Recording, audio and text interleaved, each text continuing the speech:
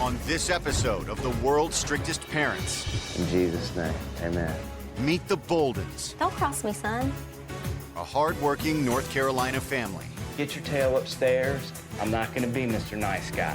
Who believe that tough love is a biblical principle. Look at me. For the next week, they'll take in two troublesome teens. But will a week of strict rules Honestly, what is the deal? You lie again and again. and harsh consequences I'm gonna rock your world. Oh. Ow, it has thorns. get these teens to see the light? Dude, what are you thinking? I smoke and I'm just gonna continue.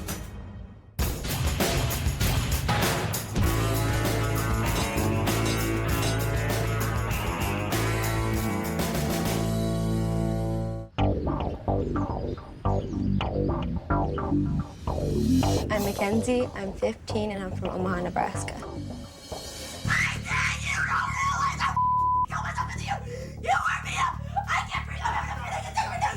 Mackenzie's got an attitude, a very bad attitude problem.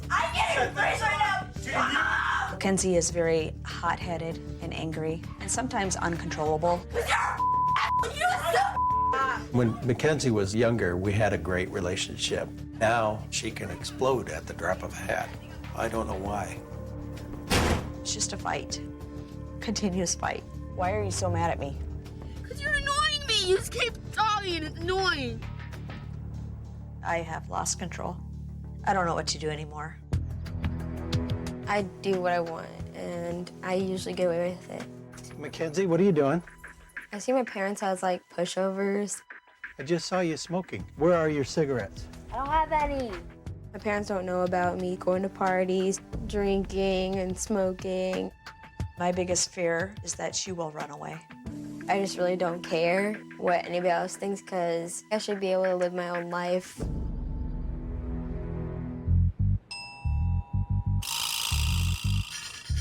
I'm Ian Kreifels, I'm 15 years old, and I'm from Omaha, Nebraska. Shove a couple pillows under the blankets, make it look like I'm in here. I don't follow the rules at home because I'd rather do like my own thing. I usually sneak out like 4 or 5 times a week. That's what's up. How's that room coming? I haven't like cleaned it at all. I'm tired of saying do your chores, do your chores. How about you clean up the dishes that I asked you to clean up? It's That's food. disgusting. Like, those aren't even my plates or anything, so I'm not gonna do that. My dad is always like on my ass about stuff. Did you get your homework done? No, I haven't done that yet. He's just really not concerned about school, just really doesn't see the point. Graduating high school, like it's really not that big of a deal to me. It seemed to all happen when he started getting more interested in guitar. Music is probably the most important thing in my life. I want to record music and just work with it any way I can.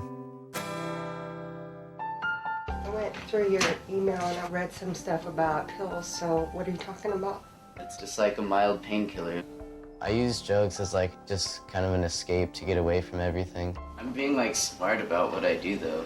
You're drinking alcohol, you're smoking pot, and you're popping pain pills. I don't seem to know how to give him that nudge back in the direction he needs to go.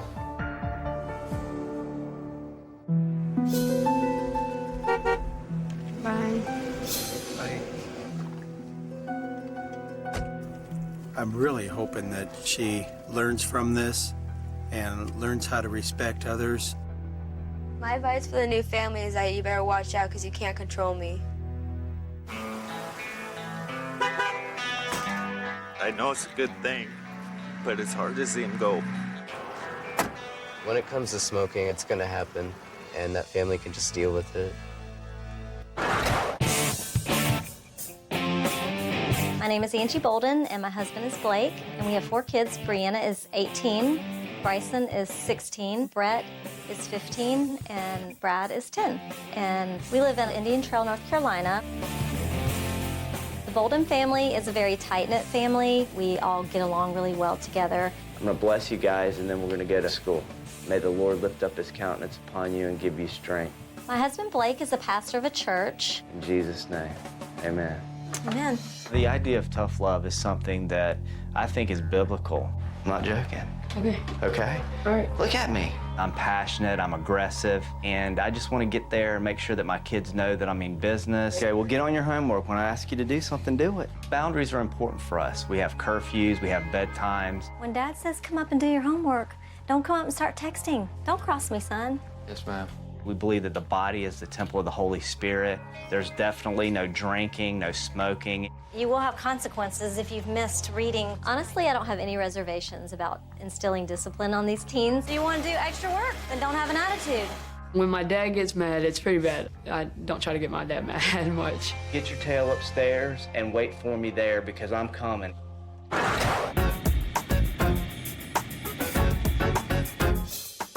Hey. Hey, I'm Mackenzie. I'm Ian. My first impressions of Ian was that he was cool.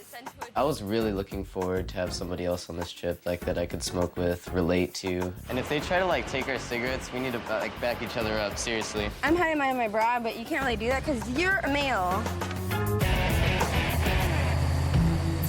I've seen 2 churches so far. Like, what if they live in a basement of a church and like making you do all this stuff? Oh, if they were like really religious? Oh my God. I pray, Lord, that we'd be good examples for them and that we would help them along the path.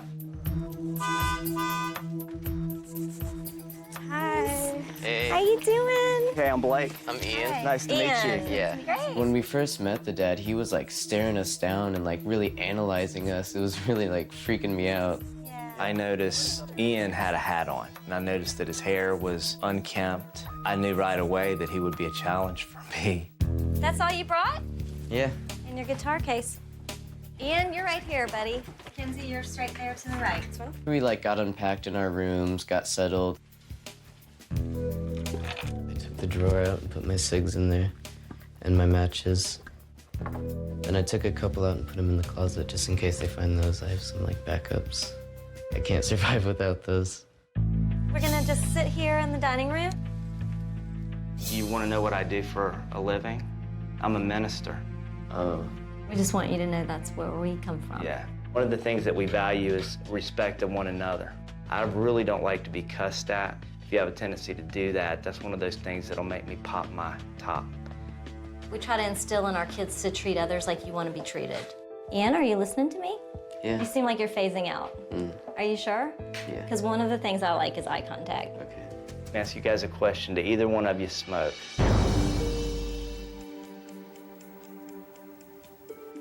No.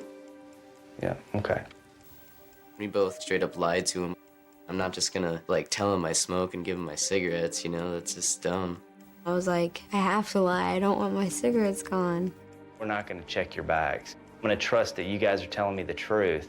If I find out any differently, then I will check your bags. I sort of was skeptical that maybe they weren't being completely honest, but innocent until proven guilty. All right. All right. Later that night, I was like, I need a cigarette. We need to like try and find a way to sneak out. What's up, Ian? Not much. He'd like to go on a walk with Mackenzie by himself. Like and just that's to, cool. just to like She's talk up, with her and she's stuff. up for it. Ian and Mackenzie wanted to go for a walk, and I was cool with it. Why wouldn't I be? Just don't be gone a real long time, all right? Like 10 minutes max. Yeah, that's fine. I have no cigarettes on me right now. I have one. Oh my God, you Nazis. I was excited to smoke that cigarette. Like, I was craving them. Thank you. Mom gave them 10 minutes, and if they're not back, then I'll go find them. We need to think of plans for like smoke breaks. Yeah, dude. You want to go take a look? I'll See give if them a they're on couple, their way about 4 back? more minutes. It could be bad for the teens if they disrespect my parents because they would be liable to face my dad blowing up in their face. When Ian and Mackenzie got back, one of the first things that I noticed was the smell. He smelled like a cigarette. You smoke. How do you know I smoke? You smell like a cigarette. Yeah, Yeah. deal with it. Like, I smoke and I'm just gonna continue to smoke. Like, you can't change that. But while you're here, you can't. Are you a smoker too, Mackenzie? Yeah, I am. I'm just wondering if you still have some cigarettes that you need to turn over. No. You don't have any cigarettes on you whatsoever? None. Okay. He totally bought it. And I was like, seriously? This guy's a dumbass. How about you, Mackenzie? You've got them in your stuff. No, I didn't bring any. That's good. I continued to lie about having cigarettes because I didn't want to have my cigarettes taken away. We're ready to call it a night. Tomorrow, I'm gonna search their rooms because it's clear to me that they're not telling the truth. Coming up, If you get past the end of the street, I'm gonna rock your world. the teens go head-to-head with the Bouldins. What did you say? I said, are you kidding That's me? what I thought you said. Yeah. A couple things happened last night that we really don't want to happen again. Today, we're gonna search your stuff, and I wanna make sure that you don't have any cigarettes. If you do, then, there's gonna be consequences for it. I was kind of nervous that he was going to find my cigarettes. I've got to go to a meeting this morning, and I'm gonna be back about 2 hours. Angie's gonna be here, and she's gonna be directing you guys. And when we come home, I'm gonna look at your stuff. Me and Mackenzie were definitely stoked that Blake was about to leave because it's good to have one less parent in the house. I wanted a cigarette so bad. Do you want to? I turned my back for half a second, and next thing you know, they were gone. I was really surprised to go upstairs and find them up in their rooms. Ian, Yeah? can I come in? Yeah.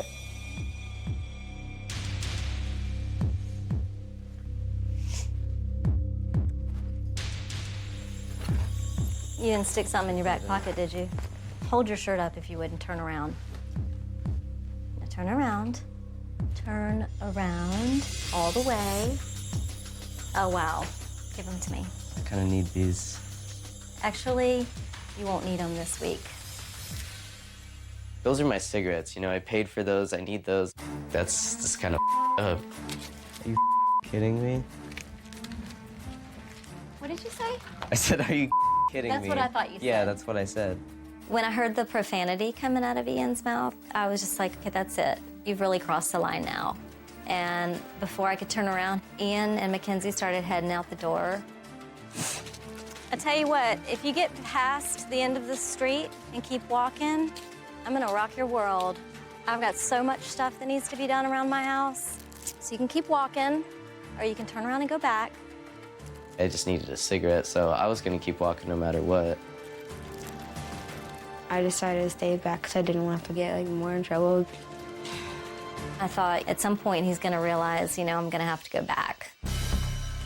It's ridiculous.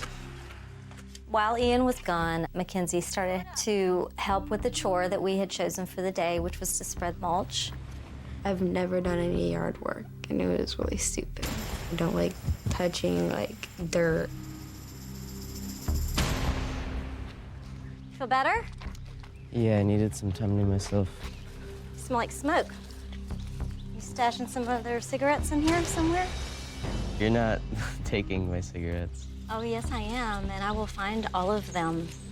Every last one. Ian is disrespectful and rebellious. That's just something that I just don't tolerate. I'm gonna give her a break, but I need you to do the backyard. All of that needs to go in the back, okay? All of it? All of it. Oh my God. It was just terrible. It was like the worst thing ever. I was sweating. Had he been somewhat obedient, he could have stopped at the point that Mackenzie stopped, but he had to go beyond what was expected. When I drove up from being at my meeting, I was confronted by my wife. What's going on? And I could just tell by the look in her eye that something had gone on. She found my cigarettes. And then he got mad at me and started using some foul language. Let me hear from you what you said to my wife. I said, this is ridiculous. That's what I said. I cannot tell you how upset I was. I was livid. Do not speak to me or my wife or anybody in this house in that manner again. Are we clear? Yeah. I'm dead serious. Yeah. I was really scared how mad Blake was getting because I didn't know what was in store for me. And they both took off down the street. She stopped, but he walked and walked and walked for... As far as the trust issue, dude, what are you thinking? I don't know. I'm gonna have to go inside for a minute and just cool down because I'm pissed. They still needed to have their room searched because apparently they still had more cigarettes. I've been way too gullible, and that's gonna stop. I didn't think that Blake was gonna find my cigarettes because I hid him pretty well.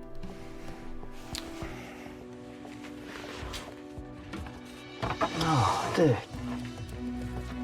Unbelievable.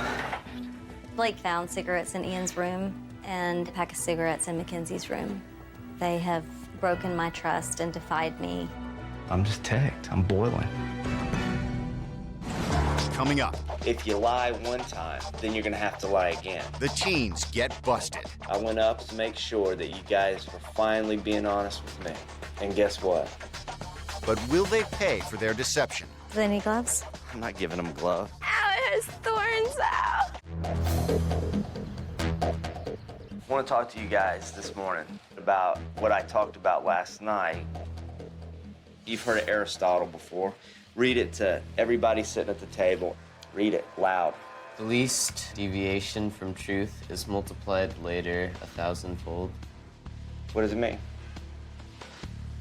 Let me tell you what it means. If you lie one time, then you're gonna have to lie again, and then again, and then again, in order to cover up the first lie.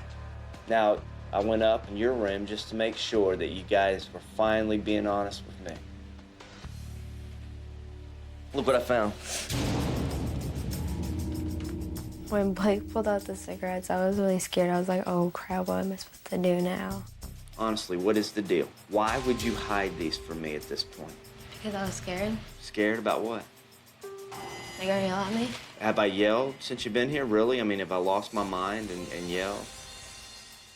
I could have come downstairs and slapped my hands on the table and said, you lied again, and now I'm gonna break bad on you. But that isn't the approach that's gonna work with these kids. They need to be taught. Let's go. Here's your task for right now. I want you to take this stuff right here, put it in these wheelbarrows, and you're gonna load the back of my bed up. Y'all get busy and take care of it, all right? There's no getting away with it. I want to teach them a lesson, but I also want to enforce the pain of the punishment. Do they need gloves? I'm not giving them gloves. Oh, Damn. Ow, it has thorns out. Can we get like some gloves or something? It was just like the job I've ever done. It was just a lot of hard work and it took hours. Annoying. Found some gloves that match your shirt. I thought you'd really like that. They worked diligently, they were serious, and I appreciated it. I really did. This is a big one. We're almost done. Dude, we're so close. Dude, I know, we're like this close. Let me just ask you this. Would you have preferred not to have had to do it? Yeah. You know, the bottom line is that you didn't have to do it. I'd rather be honest, so. That'll work. See? All done. Awesome. Thanks. I thought it was critical that while we had Ian and Mackenzie with us, that we demonstrate to them what we live for, which is serving others. This is Ian. Hey, Ian. And this is Mackenzie. Hi. And thanks for coming. We need your help. With Love from Jesus is a nonprofit organization run by a lady who has been through some rough times in her life. She's seen what it's like to have nothing and has learned from that experience to the point where she wants to give back. You guys have fun. Take care. See you. All right, we'll see you later. Bye, guys. We fully trusted that Joy and some of her helpers would be able to have a huge impact on them. Ian, I think you're gonna love working with James. Let's go get busy. Come on, Slick. I come down here every day and volunteer some time whenever I ain't out somewhere working. I try to get something back because some years ago I got in trouble real bad, you know. What happened? Went to prison. James told me about his past a little bit, and it just kind of made me think. I've smoked weed before, right? Drank, experimented with a couple of pills. I'm sure a lot of it's just kind of like an escape to get away from like my personal life and stuff. It just kind of sucks with like my dad and stuff, like not a close family or anything. Yep, I can see how that could be hard on you there, Ian. I can see that. No amount of drugs or alcohol you can do is gonna help you to be able enough to overcome that. Because, you know, you got a problem there, and believe me, the next day when you wake up, that problem's still gonna be there. I think what your parents are trying to get through, they don't want you to have to come to prison. They don't want you to have to end up being in a situation, man. Yeah, and learn the lesson like the hard way, you know? Yeah, a lot of us, you know, we're not fortunate enough to have a father figure all the time in the home, you know? Yeah. We need to get all the trash boxes of cardboard. We need to break them down flat. And then we're going to take them all over to the dumpster. You know what you call what you're doing right now? No. Teamwork. If you carry your load and I carry mine, then we get depleted a lot quicker. Yeah. There you go. Now, what do you do at home? Do you have a part-time job? No. You don't do chores? My parents don't make me. Would you do them if they said, could you take out the trash? Could you do the dishes? Would you do it? No.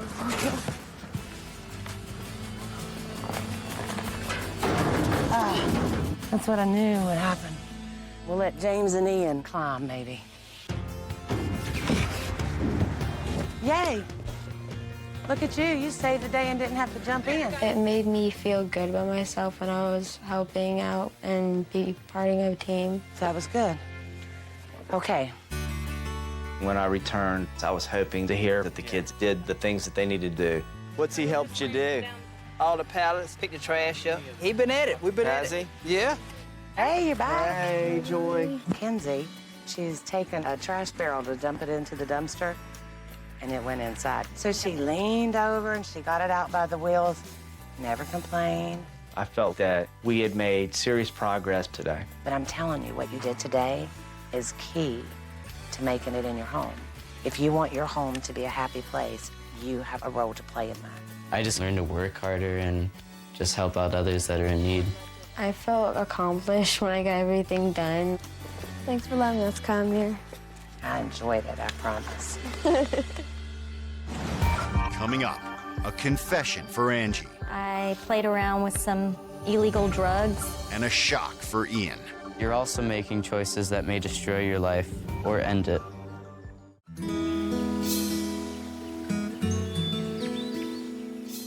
I have a friend who has her own pottery studio. Do you want to do a plate or do you want to do a mug? I want to do a mug. Okay.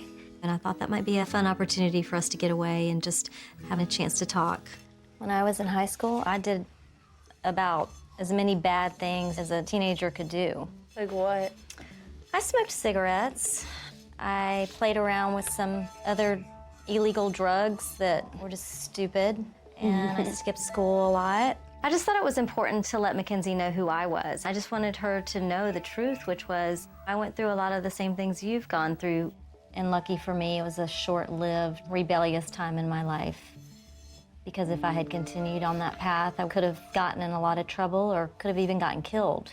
When Angie told me how she was not always the good kid when she was my age, I felt kind of like relieved that she didn't think that I was like a bad person for doing what I do. I felt like I was more on a level with her. I didn't talk to my mom a whole lot either. She used to say all the time, "You never tell me anything." But I've learned from my daughter that open communication is so important between a mother and a daughter. It really is. Your family's always going to be there, and they're the ones that you really need to be forming the good relationships with. Do you know what I mean? Yeah. Have you been able to see a little bit from our family how families can get along? Yeah. You guys are like together most of the time, and I want that at my house.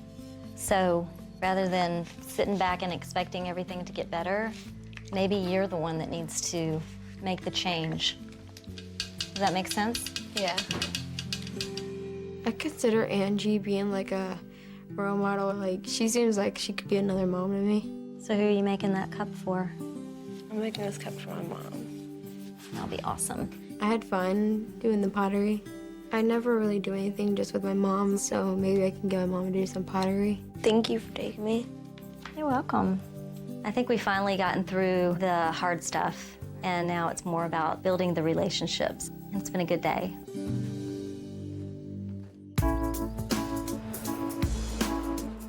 I was outside sweeping the porch, and then Blake came out. Moving pretty good. Hey, come have a seat right here real quick. And he had a letter that was from my parents back home. I'll be back out in a few minutes, and we'll just sit and talk. All right? I had no idea what the letter said, but I was hoping that Ian would be really receptive to listening to what his dad had to say to him. Ian, your teenage years are largely about leaving behind the boy you used to be and discovering the man that you will be. The choices you're making today will open doors of opportunity or close them. Your grades are horrible. If you don't change them, you'll end up in a dead-end job working twice as hard as the next guy and getting half as much from it. We don't want to see you struggle just to make ends meet. You have unlimited potential and make the world a better place just by being a part of it. But you're also making choices that may destroy your life or end it.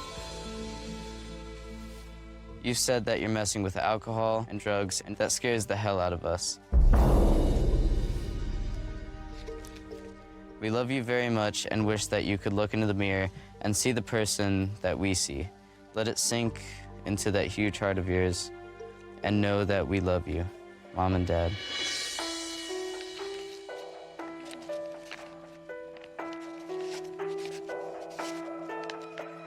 What's up? I read the letter. How do you feel, honestly? It's kind of shocking, actually. Like, I just had no clue that they were so worried, you know? It's not uncommon for guys and their dads at times to be at odds. But I have a son, I have 3 of them, and I'm willing to give my life for all of them. And I just feel like your dad would be that way too.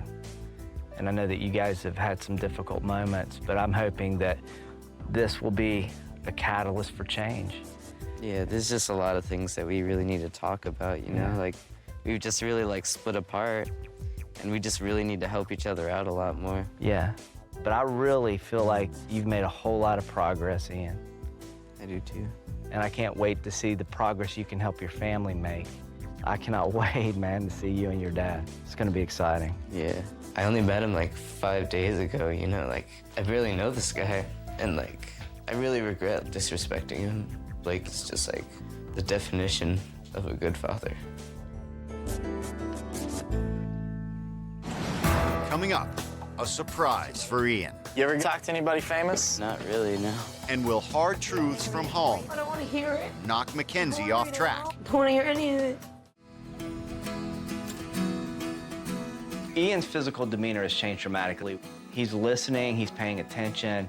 That wall, that defensiveness has gone away. I think we've made a lot of progress. And so I thought it would be really neat if you and I took a trip to a place that I think you're gonna like. One of the things that we have said all along is that if you want to have privileges, you got to follow the rules and do what we ask you to do. Ian was interested in music. Angie was bright enough to say, you know what, I bet we can get him into a radio station. She's got a good friend that has some connections. And so she made the calls. So, you guys ready for the little tour? I'm ready. I'm ready. Stoked. I think that it was important to take Ian to the station and allow him to experience what DJs do and what radio stations do. This is Ryan. He's on Ian. from 7 to Ian, midnight. nice to meet you, buddy. You ever talk to anybody famous? Not really, no. There's a guy, he's a country artist. His name is Luke Bryan. He's gonna call us. We'll show you how to do an interview. 96.9 The Cat. Hey, it's Ryan Doki, and Luke Bryan is on the phone. We've got Ian in the studio. He's hanging out with us a little bit. What did you want to ask Luke? How's it like being like on the road, like touring and just seeing new places and traveling around? It's a lot of hard work, but it's also well worth it when you have a bunch of fans at a bar singing your songs back to you. It's pretty cool stuff. Blake, do you have any questions? Yeah, hey, talk about what it takes to get to where you are. I think that kids have the impression that you just automatically made it. It's tons and tons of hard work and writing a lot of songs, and hopefully, you know, you record a couple of hits. Luke was telling me recording and touring is really difficult, and he basically just told me it's a long, like, really hard road to go down. All right, man. Well, we'll let you run. I want to thank Ian and Blake for being here, and Luke, thanks for calling, brother. I appreciate it. That was really cool, actually, just hearing it from him, you know? Like, I've always thought it'd be cool to, like, work on radio or recording music, anything like that. It'd just be really sweet. Dude, it's the greatest job on the planet. I'll be going 10 years in February, and I'm only 27. So I started in high school, right where you're at now. And just step by step, you move up and establish relationships with people. You know, if you ever need to ask a question or talk, man, give me a shout. Awesome. Good things don't come just because of luck or by happenstance, and I hope that we can instill that in them. I think that what we've done over the past couple of days has been significant because I think that it sort of helped rearrange some of your priorities and get you back on track. This is an opportunity for you to have a new beginning. I think it was really cool that Blake took me here, and it was just like really good advice. Like, you really have to work for everything you do. I've just really learned a lot from like this whole experience. I think at this point, McKenzie is on her way. I think that she has had a lot of time to think about what's going on in her life. You doing okay? Well, I have something that I want to share with you. It's a letter from your parents, and you can either read it with me here, or if you want to have some time to yourself, then I can go inside and let you have some time to read it on your own. I want some time to myself. You want some time to yourself? Okay, sure. Okay. I was nervous to read what my parents had to say because my parents, they didn't have like really good things to say when I left. Dear Mackenzie, I hope that everything is going all right. However, I really have some worries and concerns for your future. You cannot continue this path of self-destruction. I want us to get along better.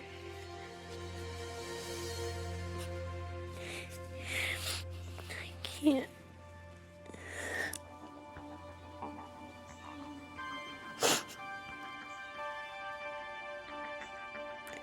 I can have it back.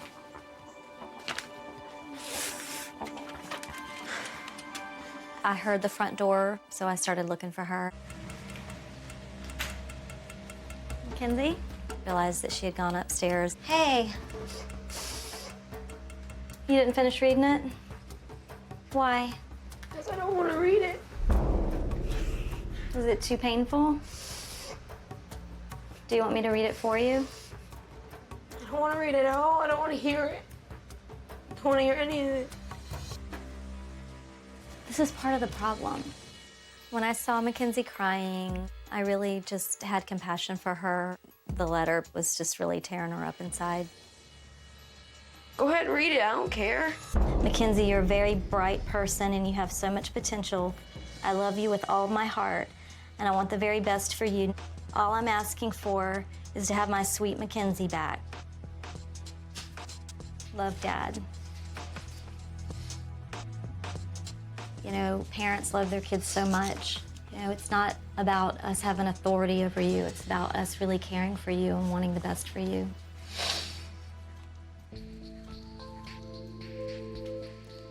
Right now, she doesn't want to have to think about caring for anybody else, but the reality is she's going to have to wake up. I don't think I would have been strong enough to read it by myself. Tell me what you're going to do when you get back home. What kind of changes are you going to make? Listen to my parents. Respect them. Okay. What about your language? I try to work on my language, yeah. There's a really good spirit in you. Coming up, the teens' parents arrive. And the Bouldins get down to business. Telling him, don't smoke. Why smoke? That's me being a hypocrite.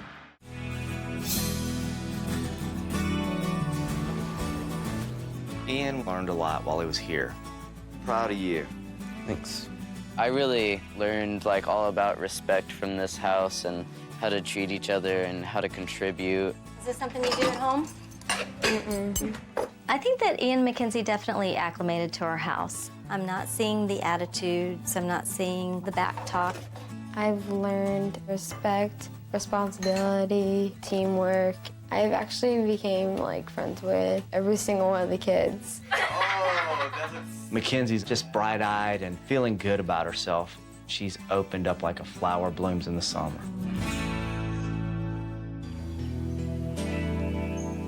Hey, Ian. Hey.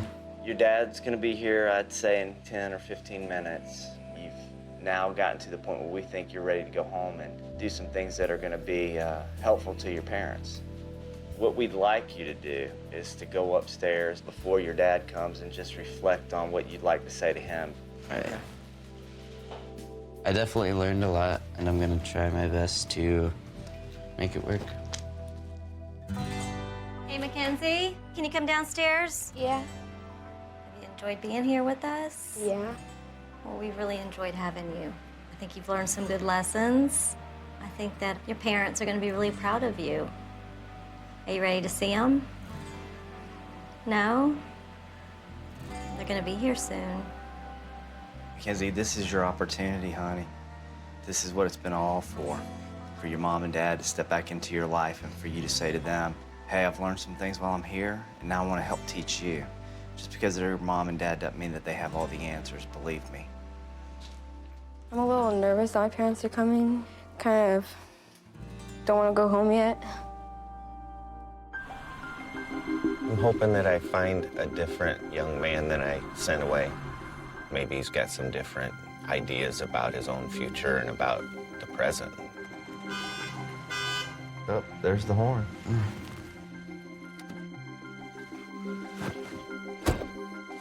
It's been a while. What's up? It's good to see you. It's good to see you too. Ian looked different, like weight had been lifted off of his shoulders, and it made me think, wow, maybe something really did happen this week. I just wanted to find out why you made the decision to allow Ian to do this. I feel like when Ian's at home, he's not really there. I miss him, and I don't know how to connect with him anymore. I've got 3 sons of my own, and I think sometimes the vibes that they give off say, get out of my face, I'm not interested in you. But the reality is they want somebody who is going to say, I believe in you. The best person in the world to do that is you. When he first got here, we had some problems with Ian lying. He loves to smoke cigarettes. He made it sound like that he was so addicted to cigarettes that he had to have them and that he couldn't live without them. That's me being a hypocrite, telling him don't smoke, even though I smoke. It would be helpful to him if you didn't.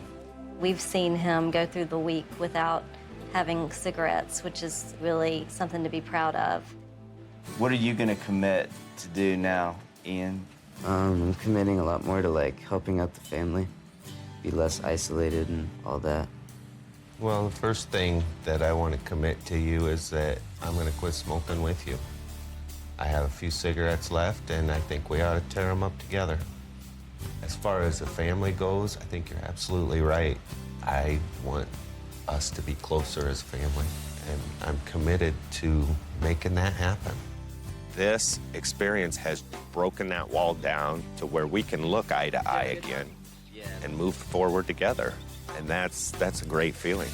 It's been real, man. Yeah, it was fun.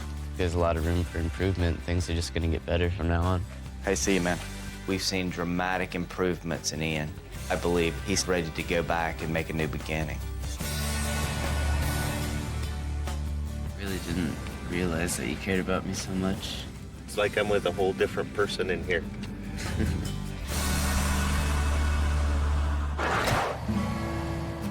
I am nervous to hear what the family has to say.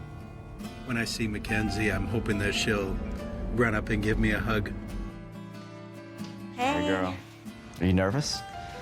Calm down. It's gonna be okay. That's them, girl.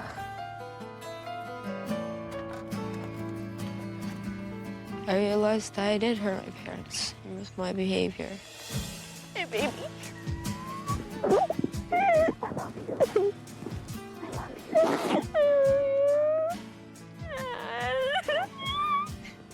When she come up to hug me, it made me feel really good inside. I love you, baby. Just seeing the full emotion, it was very heartwarming and just touched me. It's good to see you. Let's go inside. Tell us what was going on with Mackenzie back home. What type of problems were you having with her? Just pretty much a volatile attitude. Disrespectfulness. Blake and I just want to share with you guys what we've experienced with Mackenzie. There was some rebellion, there was some disobedience, especially with teenage girls. If they don't feel good about themselves, they start to lose the respect for their bodies and for who they are. With the smoking and the drinking, I want her to remember that God has created something special in her and that she needs to take care of it. I give her that positive reinforcement all the time, too, even though she doesn't like it. How often do I tell you I love you? Every day. When I reach out to my kids to touch them or to love them and they reject me, that's painful. That's like a dagger in my heart. And I want you to know that hurts your dad. He loves you so much. So I want you to give him a chance. You know, I look in all three of your eyes and I just see so much emotion. They're so happy to be back with you. So move toward that end. Begin, do it, love them, embrace them, because they love you more than you'll ever know. I want to be more respectful towards you guys. No profanity, and no drinking, and no smoking. I want to spend more time with you guys. And I don't want to be known as a bad daughter. You're not. My hope for Mackenzie's family is that they'll choose a new path to follow. It's about moving forward, forgetting what's behind and moving ahead. I am really going to commit to this because I want a better life for me and my family. This experience has been a good experience for my family. We've seen it as a chance to help out kids who needed some help. I love you. I'm extremely grateful for the chance to have this impact on Ian and Mackenzie. All right, girl. It's been a life-changing experience for two individuals that otherwise wouldn't have had anybody offer to help. I'm glad you got this experience. There's gonna be many more. You know that in your future. I can see it. I know. I can.